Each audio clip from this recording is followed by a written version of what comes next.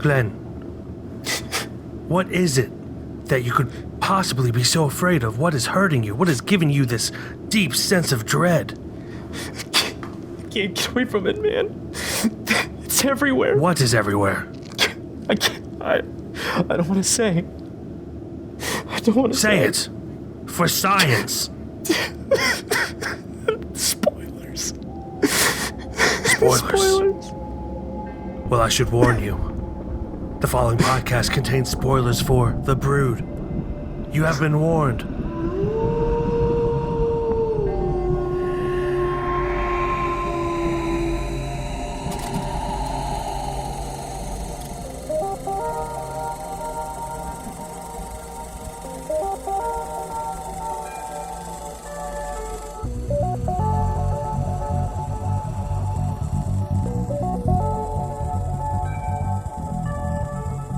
What's up, everybody, and welcome back to another episode of KFR News Radio. This is your host, Glenn Bunn, along with your host, Miguel, my spooky gusto. Oh, my spooky gusto. My spooky gusto. It's that time of year. Yes, it is. Yes. I spent a spooky weekend up in the woods watching spooky things that aren't really that spooky, but they're spooky on the inside. They felt spooky. I don't know what that's supposed to mean. Yes, I understand. It gets you the little jiggles inside. It makes you feel some sort of way. I understand. Yep. But how was the weekend overall? Was it fantastic? Was it fun? It was fine. It was good. We went up. Me and my friends went up to the Adirondacks, which we do pretty much every year. Just spend like a long 4-day weekend there. Mainly, we go there because there's this place called Mountainside Smokehouse that has delicious food. That's legitimately the main reason we go up there. Understandable. It's not for the mountains. Yes, it does. But yeah, it's always great. We watched some good movies. I guess I could start this time, throw it off a little bit. Also, I'm pretty sure yours is going to be a little disappointing, but it's going to be super disappointing. In total, I saw 6 movies, 4 of which were rewatches. The first one I watched was Don't Worry, Darling. I watched it with you. We sat in theaters. Yes, and we have a review of that up on the YouTubes for anyone who would like to watch that, find out our thoughts. You can find out more there. Then, up in the Adirondacks with my boys, I rewatched 4 movies with them. We had a nice movie watching time. I forced them all to sit down and watch Tremors, forced them to watch it Clockwork Orange style with their eyes pried open. Because only one of them had seen it at that point. And one of them said it was a movie so bad that it's good. I'm like, no, it's a movie so good that it's good. Yeah, hold up. Stop that, man. Yes, exactly. So I made them watch Tremors. They all loved it, of course, because it is a great movie. Tremors, if you haven't seen it, why haven't you lived yet? Yeah, what's your problem, pal? I'm assuming if you're listening to this, you're at least the age of 16, hopefully older and up. Why are you not living your life correctly if you haven't watched Tremors? Then there's this really cool old theater we try to go to up there called the Strand Theater up in Old Forge, New York. We try to see a movie there every time we're up there. So the only movie that we really wanted to watch up there was Top Gun Maverick. So we rewatched Top Gun. I rewatched Top Gun Maverick. They all watched it for the first time. At Strand Theater in Old Forge, New York. Still probably one of the best remakes that took forever, or not remakes, sequels that took forever to get made. It's a solid sequel. What else can I say? Then I forced them all again to watch a movie called Dead Alive, also known as Brain Dead. It's called Dead Alive in the States, it's called Brain Dead pretty much everywhere else. One of Peter Jackson's first films is a zombie movie. Yeah, it's hilarious. It's a comedy, by the way, a zombie comedy. Oh, wow. Yeah, and it's great. I know for a fact you haven't watched it. And it definitely lives up to Lord of the Rings, right? In ways. Okay. But yeah, there's if you haven't seen it, check it out.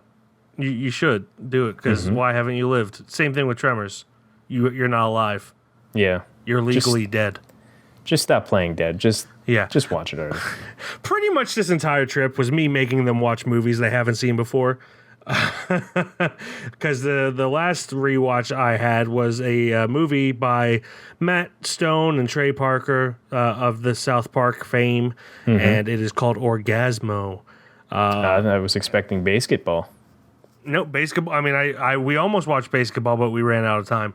But Orgasmo is, I believe, it's their first feature. No, it's not. They did Cannibal the Musical, but Orgasmo is about this Mormon missionary who gets suckered into acting in a porn film.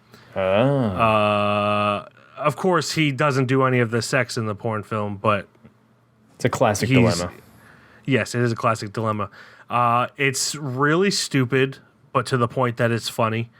I really like stupid humor for people. Yeah, Orgasmo, there's that. And then I watched The Brood, which we'll get into in just a second. But Glenn, tell me your disappointing news.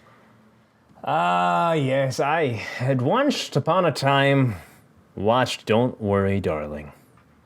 That's it. It's like, no, I did watch 2 shows. One is an ongoing show, and the other one is a Netflix one, so I was able to just crank out the whole thing. I started with the show, and it's called Pantheon. Basically, it's about kind of your subconscious being uploaded to the internet, and then you're basically living on through that as long as internet and electronics is a thing. That show's really cool. There's a lot of drama in it, so it's not just exactly what I said and just like, oh, hanky dory, let's go to the internet for things and live there. It's actually really good so far. It reminds me a lot of Invincible. I guess because it's by AMC, so that's part of it probably. I don't know if it's the same people who made Invincible or not, but it's genuinely good so far. I really like the whole storytelling aspect of like uploading like your mind or like your being into like electronics and it kind of living on. There's a game called Soma that is like the perfect storytelling aspect of that story. And I think I actually recommended that to you just because it was so good. But it's on 6 episodes. I watched 5. As we're doing this podcast, so I still got to crank that out. So it's really fun so far, and it's got Daniel Day Kim playing a guy named David Kim, which is kind of hilarious to me. But after that, I watched Cyberpunk Edge Runners, which is that Netflix series that I was just talking about. It's about 10 episodes. It's actually pretty short. Each one's like half an hour, and it's about the kind of like the little universe of the world of Cyberpunk 2077. Or just technically Cyberpunk, because that was created. It's basically like future, like electronic punks. Basically, just kind of, it was a very electronic day, futuristic, and everybody's like a gang member. And it's just, as much as I'm saying like one key words at a time, it's genuinely, I'm trying not to spoil anything because it's genuinely a really good show. It's got a lot of people choked up right now.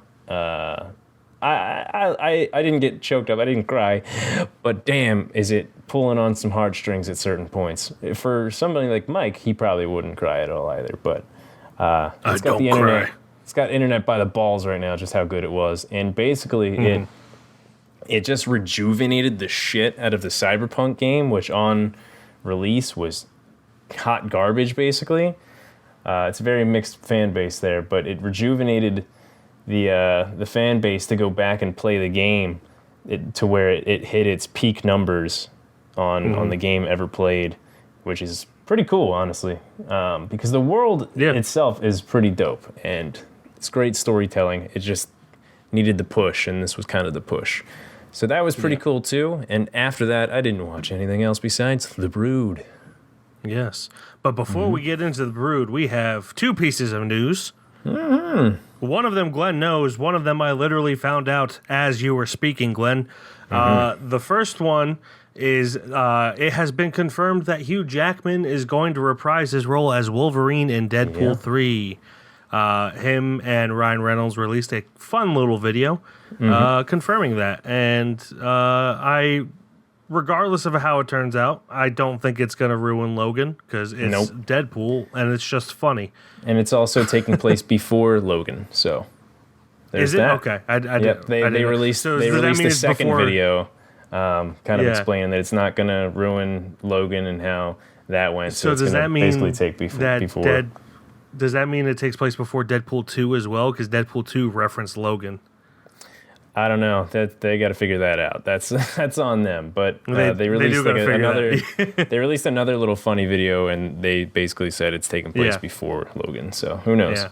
Well, either way, I'm really excited. I mean, they Pretty could much Hugh also Jackman is it could Wolverine. take place in between Origins if they really wanted to go back, like a little prequel. Yeah, it could. But yeah, either way, pretty much Hugh Jackman is Wolverine and Ryan Reynolds is Deadpool is the only time I'll get excited about the MCU. Glenn has seen me watch Deadpool and knows I laugh obnoxiously while watching it. Yeah, of course, we both do. I hope to do that again. The second bit of news is a little bit sad, and unfortunately, I like I said, just found it out while we were talking. This, of course, is going to be released 2 weeks after this happened, so it's probably late news by now. But Coolio has passed away, unfortunately. Oh wow! Just found that out. He was 59 years old. No information on how he died yet. Again, happened today, September 28th. And I just found out about it. So, but yeah, that really bummed me out. So, I felt like I should bum you out too, Glenn. Yeah, how dare you? Now he's living in the real gangster's paradise. Yes, he is. But yeah, I can't sit here and say that like I was a huge fan of him, but I love Gangster's Paradise as a song, and it's, you know, it's one of the greatest rap songs ever written. So he will be missed for sure by the hip hop community and whatnot. So yeah, rest in peace, Coolio. And with that being said, no smooth segue into this. Let's get into The Brood. They come from the unknown, and they're here now, hiding, waiting to strike. You can feel their presence all around you.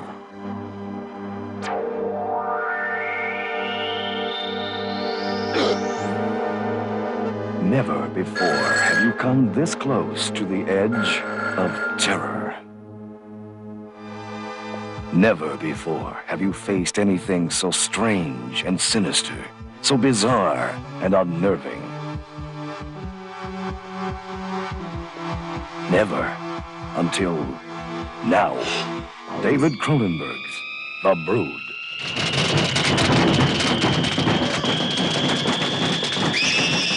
A man tries to uncover an unconventional psychologist therapy techniques on his institutionalized wife amidst a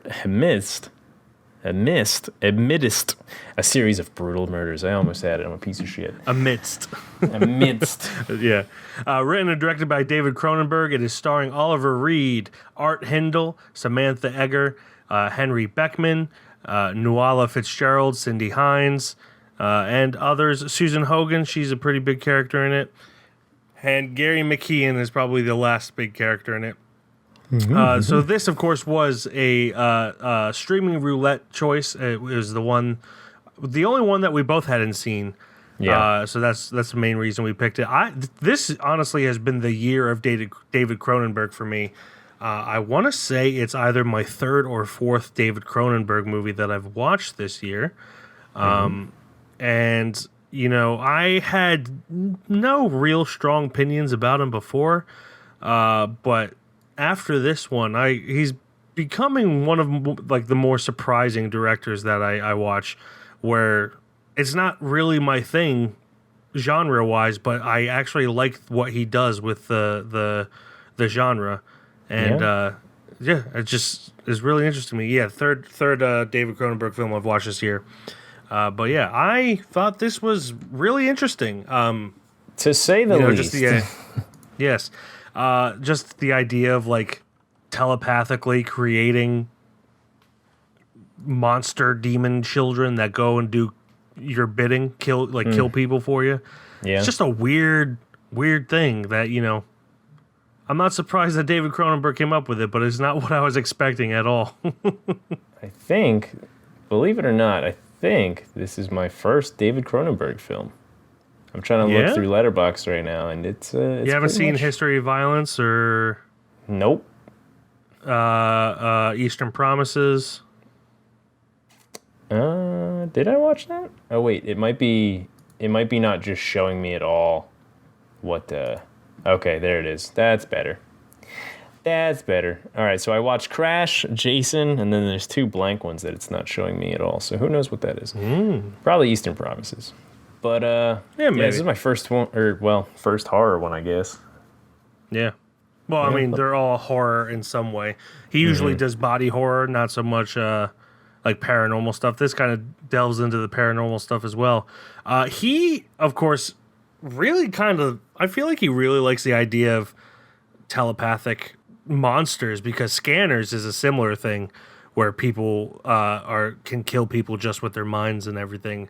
So I feel like he kind of had a few nightmares about people killing him with his mind or their mind. He's definitely had to have. Yeah, definitely. But for a 70s movie, I thought this was really the tone of this was really well displayed. 70s movies oftentimes have like I don't want to say a weird tone, like a dry tone where it's kind of like very flat, and not in a bad way. It's just it doesn't feel like a fully fleshed out movie. That's because the 70s were like big with indie movies and everything, but this kind of it felt more complete. Kind of felt a little like an 80s horror movie in some aspects.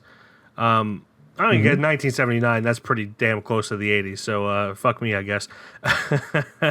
But yeah, I really enjoyed this. I didn't know what I was expecting, but I was not expecting what happened. I feel exactly the same way. You kind of don't know what to expect or what's going on at a certain point.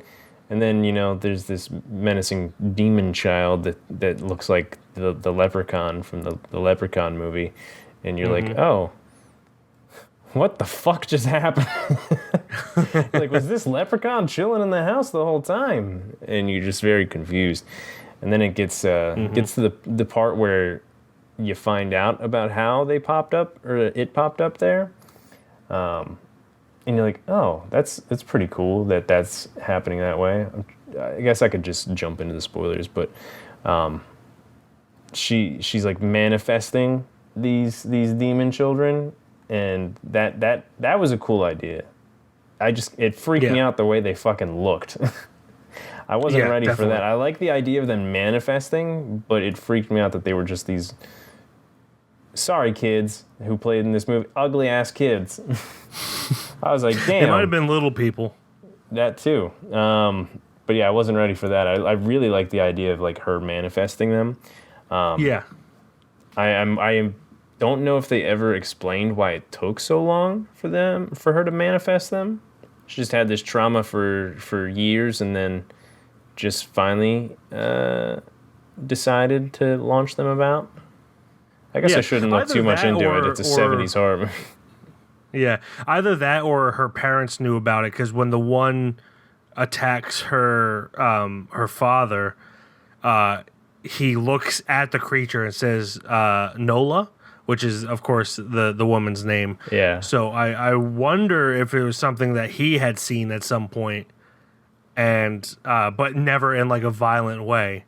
Where I thought that was, maybe, granted, that could have just been like poor direction or whatever. She looked like when she was younger. Yeah, kind of a lot like how Cindy and the kids look pretty much almost identical, honestly. Yeah, just a little deformed and other than the deformities, but yeah. Yeah.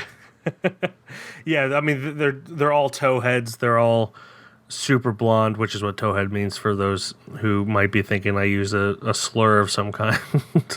I was confused. I was not gonna lie. I was a towhead when I was a kid, so I'm allowed to say it, but you're not allowed to say it, Glenn.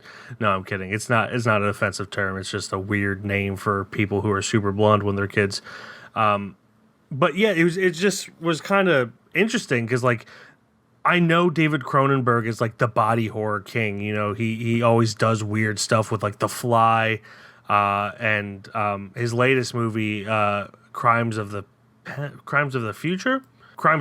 Yeah, like the entire thing is just body horror, and so I was just waiting for that moment where this would become ridiculously over the top with body horror, and of course it's not until like the last 12 minutes where that happens, where they show that she's growing these people or these creatures like in a womb on the outside of her body. When I saw that, I was like, yeah, this is definitely a David Cronenberg movie.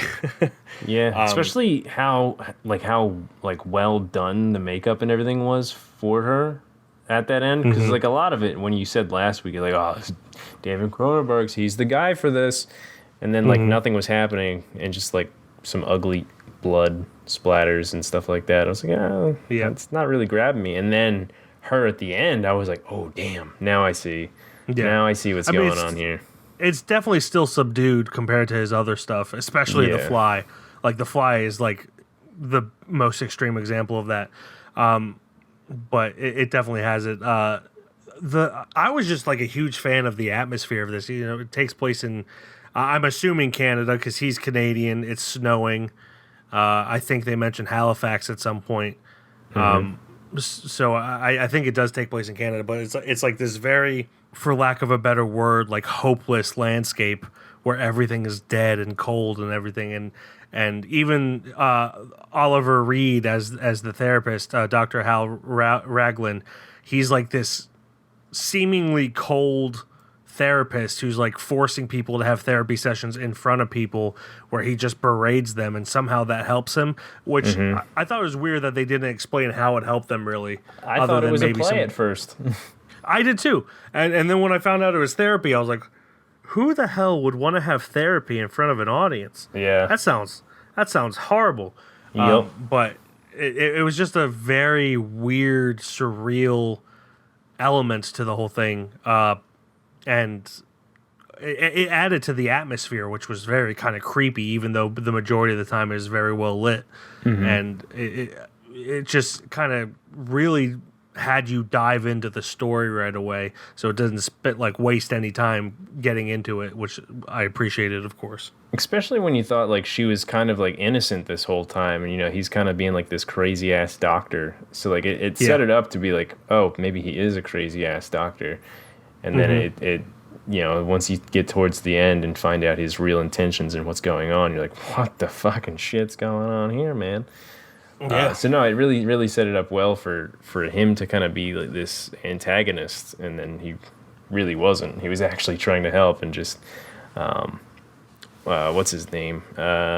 Frank was just pushing and pushing for something that the psychiatrist can't fucking fix. So well, obviously easily. Yeah. So no, it was a good setup, and definitely you're right about the atmosphere and all that.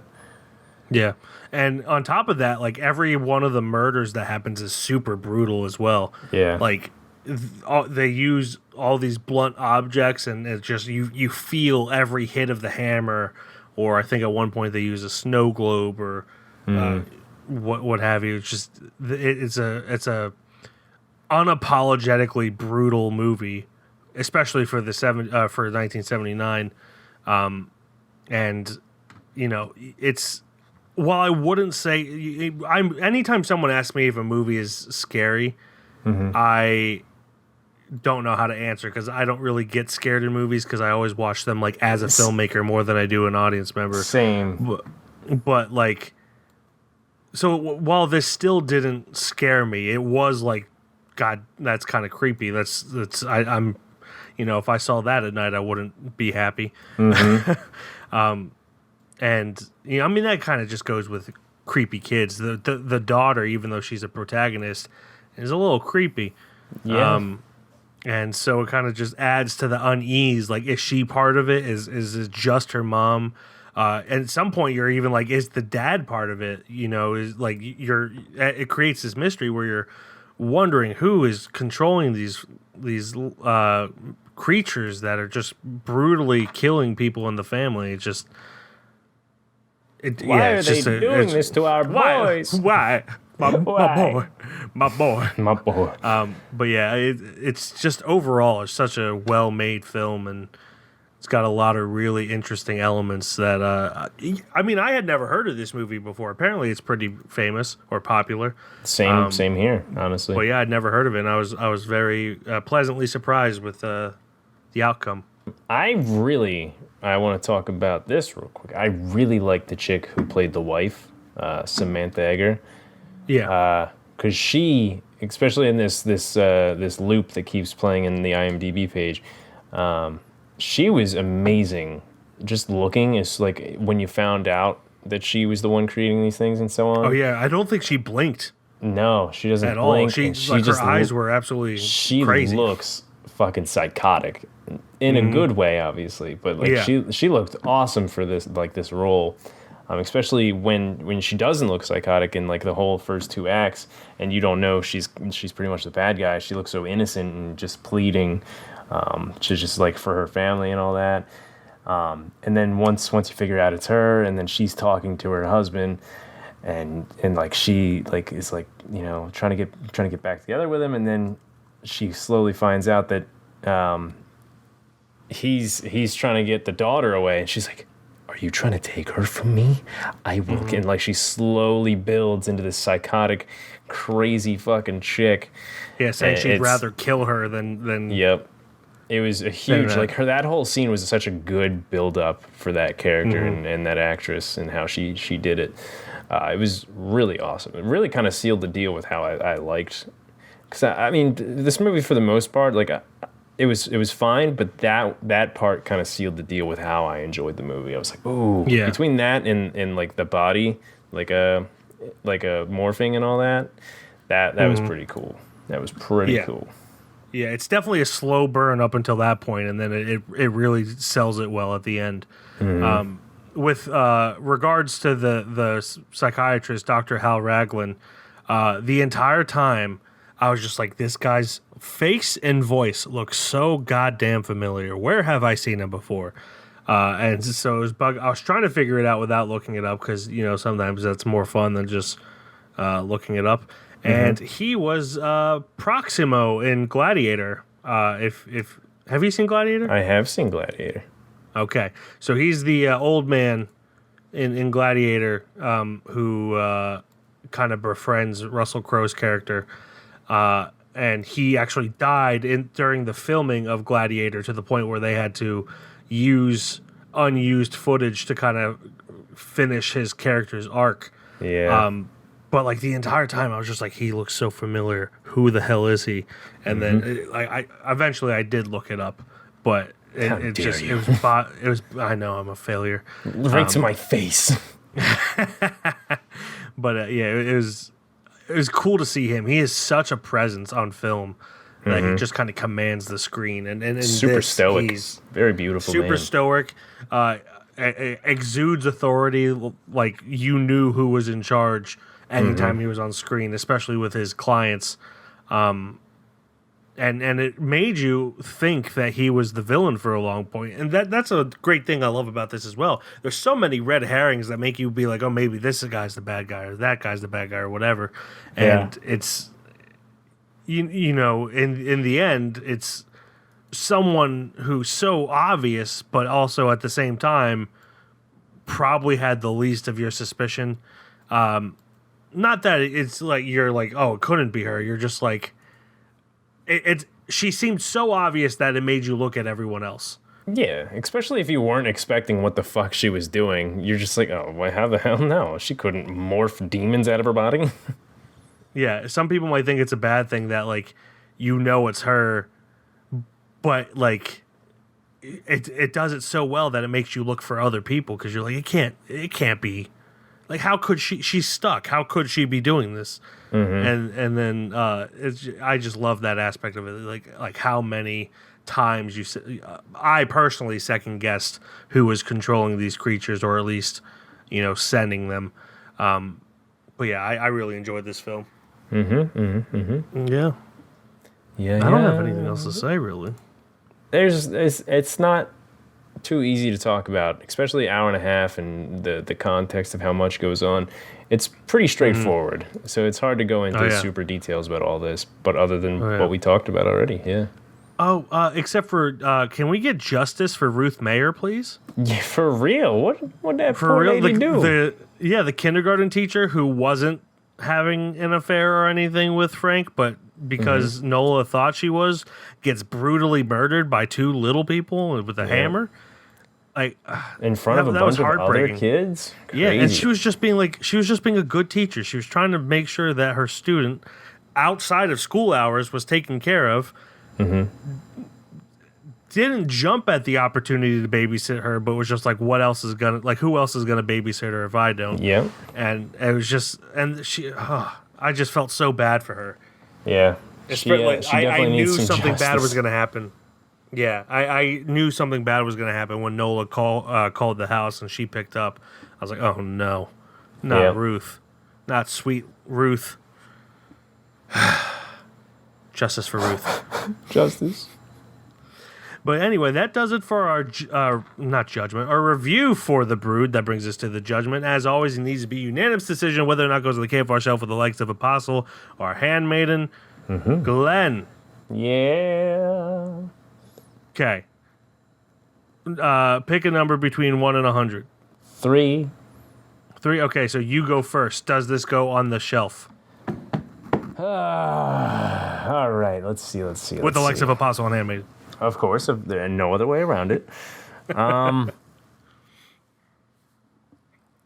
don't know. I did enjoy the movie. And if you hear the silence, it's me genuinely thinking about it. Because a lot of it you kind of just have on in the background. You're watching, not much is going on. A woman's pleading, and then there's little kids running around murdering people. But that's the end that seals the deal, and I think that's what I'm thinking about so hard compared to the whole thing. Like, is the end strong enough to lift up the rest of it? Yeah.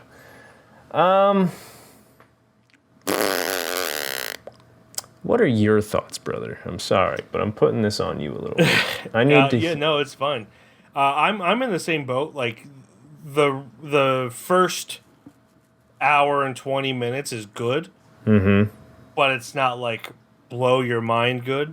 Yeah. And then the last 10, 15 minutes really does lift up the rest of the picture. Yeah. So yeah, I'm in the same boat. Like, does it really lift it up enough for the whole movie to be on the shelf?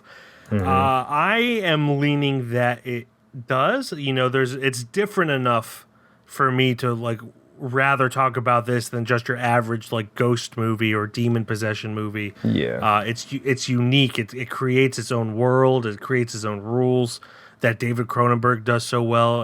It has pretty cool body horror at the end, of course. And of course Samantha Eggar. I'm seeing her face right now as I say this in the film. She absolutely kills it as Nola. And the just the fall from someone who's legitimately trying to get help to someone who's like just gonna control everyone that she lives with, lives around. So I would say, yeah, it does go on the shelf.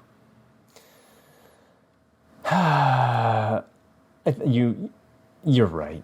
It's just it's so, especially in the horror genre alone. I think a movie like this definitely deserves to be on our shelf. At least I don't even remember how many other ones are on there, but I think this one goes up there just for how well it was done, especially at the end. If it were just about ghosts or demons, I would say probably not. But because it creates its own monster, that definitely boosts it up for me. So I think The Brood definitely goes on the shelf with the likes of Apostle and Handmaiden. Amen.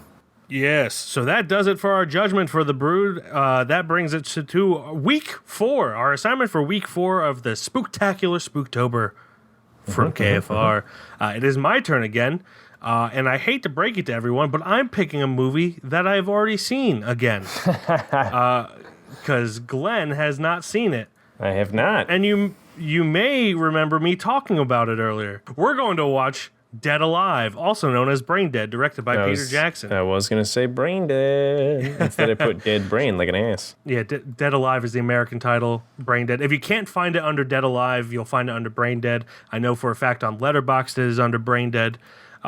This is only available on YouTube, but it's not rented. It's for free on YouTube. I don't know how it's there or how it has not been taken down, but it's there.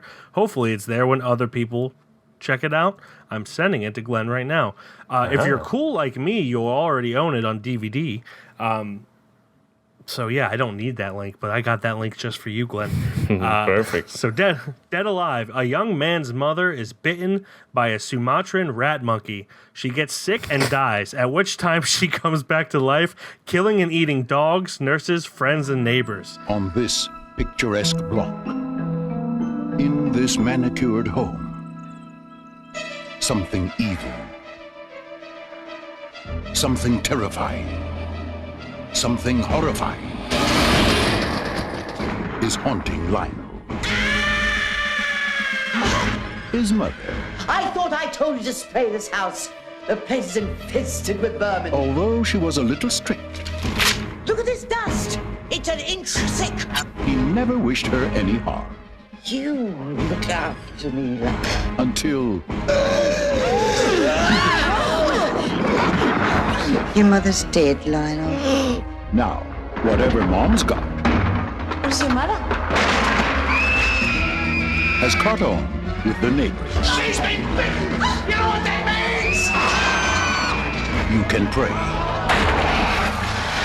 I kick ass for the Lord. you can plead, you can beg for mercy, Help! Someone! Please! but nothing you can do will stop it. There's thousands of them! Because how do you kill something that's already dead? Trimark Pictures presents a modern masterpiece of horror, Your mother ate my dog! Dead Alive. Party's over.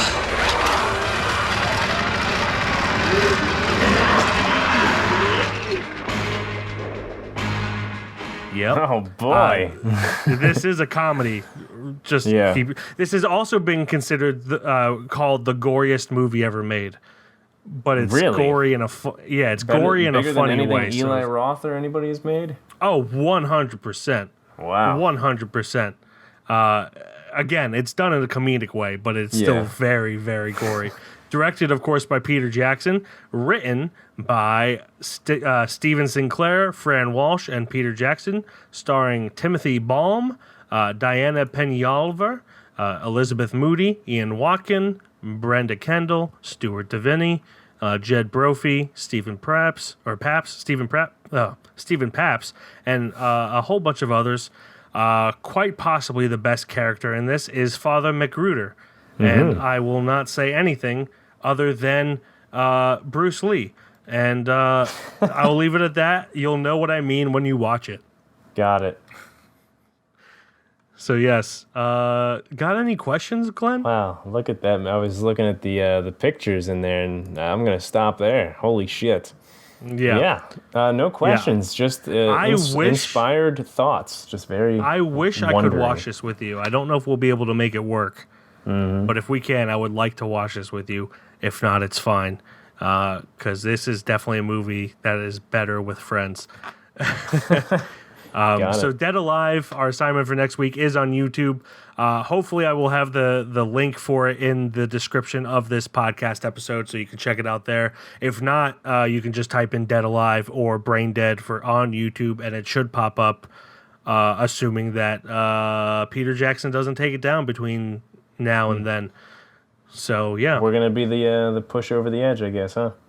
Yes. Thank you, everyone, for listening. As always, you can check out our website at www.keystonefilmreview.com. On Instagram, we are Keystone_film_review. Twitter, Keystone_film. Facebook, TikTok, and YouTube, Keystone Film Review. And on Letterboxd, I'm Mike KFR. And I'm Glenn KFR. And that will do it until next week when we kick ass for the Lord. Amen. And I'm not going to say what that's from. It's certainly not Dead Alive, I'll tell you that. Couldn't be. Why would you Couldn't reference be. a movie we're gonna watch? Ugh. Exactly. Goodbye, everybody. Bye-bye.